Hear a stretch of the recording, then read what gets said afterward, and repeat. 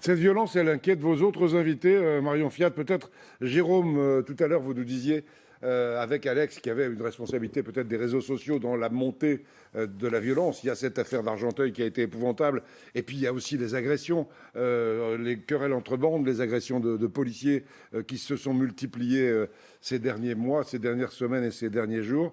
Jérôme, ça vient de quoi, cette augmentation, cet accroissement, cette aggravation de la violence? C'est la question qu'on peut se poser, effectivement. Alors j'entends parfois montrer du doigt l'éducation nationale.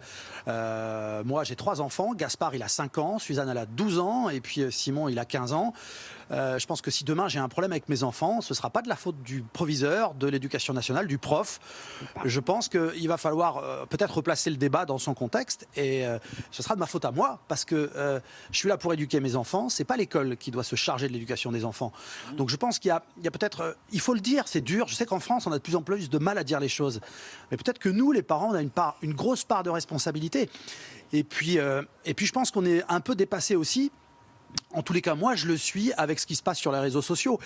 Et j'en ai parlé avec mon fils hier. Et mon fils, il ne sait pas ce que c'est qu'un journal télévisé. Il ne sait plus ce que c'est que de lire le journal. Il ne sait plus ce que c'est qu'un journal papier. Lui, tout ce qu'il regarde, c'est ce qu'il voit sur les réseaux sociaux.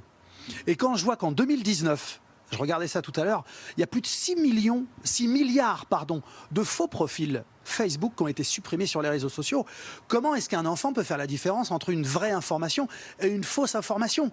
Je pense que les enfants sont perdus et il va falloir les réinciter à nouveau à bien prendre conscience qu'un média, un journaliste qui fait son travail, c'est son métier, il faut l'écouter. Je crois qu'il y a un travail des parents, de l'information, et les réseaux sociaux, on va revenir dessus parce que c'est vraiment un fléau aujourd'hui.